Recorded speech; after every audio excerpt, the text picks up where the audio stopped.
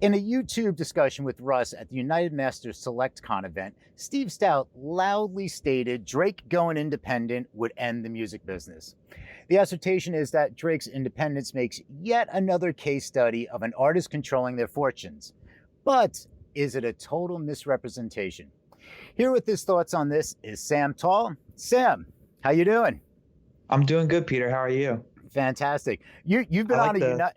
the new frame and everything, the new Yeah, theme song. We're killing it out here. I know. We're going to have some titles for you and everything, and we're all doing this live.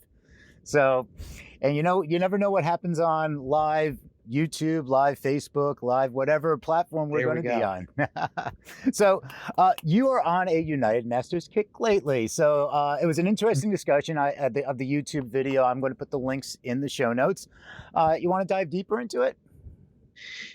Sure. So I know last week we talked a little bit about United Masters and their Select program and the value add of that.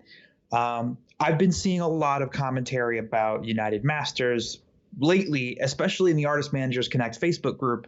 People are looking for a solution that really, can help them accomplish their career goals. Here's the thing. All distributors, in my opinion, all distributors are basically the same thing. They're all it's commodified now, your ability to get to the market. There are so many options, and there are options that are built on top of other options. Fuga powers a lot of other distributors without anybody really being aware of it, in addition to being a direct distributor themselves for labels and other entities. So I get why there's a lot of conversation around distribution. All we can really do these days is stream, which is a big part of what I talked about last week. Concerts, especially as we start to reclose parts of the U.S., especially as Live Nation starts to realize their driving concerts are not a sustainable model. We're going to continue refocusing on digital media output, especially with streaming music and streaming video. Now, the thing with United Masters is it starts like a great concept, but every time we hear a little bit more about new initiatives, or every time Steve Stout, the founder, goes out and makes some kind of big statements about, frankly, this Drake thing was a little offhand. It was like a one-line thing in a larger conversation, but it captured the attention of a lot of people and drove headlines. And I just want to dispel something.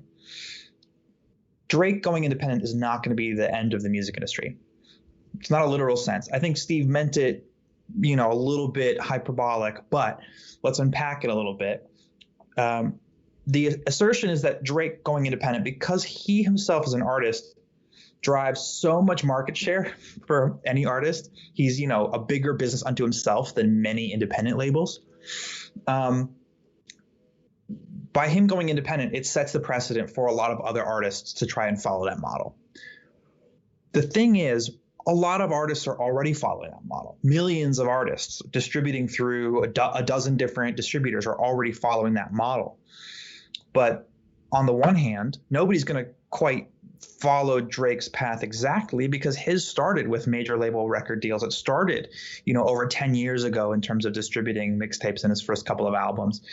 And that started from him being an actor already and having capital to invest in his music career and relationships to build on top of. The same can be said for, Macklemore or Chance the Rapper, artists who are famously independent and unsigned and all this kind of stuff, but they start from a place of either having spent a lot of time deeply invested in the scene and building relationships that can help them elevate, or having access to resources and people and time and things that a lot of artists don't have access to.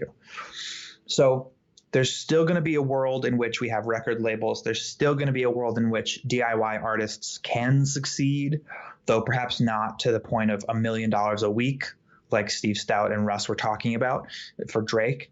Russ's target is $1 million a month in revenue. And he's an artist who himself has been at this for quite a while and who has, worked really hard to get to the place that he's at. Anyone can have any opinion they like about his commentary or his music or whatever, but he's really successful. And he's going to accomplish what he sets out to accomplish, but not everybody's going to have that same success. There is not the possibility for everybody to win. And so that's the issue I take with United Masters. That's the issue I take with this sort of presumption that breaking the mold means everybody's going to live in this utopian version of the music industry. Wouldn't it be beneficial for United Masters if, like, say, Drake went independent and then used as their distributor? Sure. So I mean, it would be great. I'm sure Steve would love that. Let's also keep in mind that Drake's brand, OVO, October's very own, is his company, is his brand name, is his whole vehicle for everything. And whether OVO is distributed through Warner or anybody else, he's as independent as any independent label distributing through ADA or Caroline or anything like that. So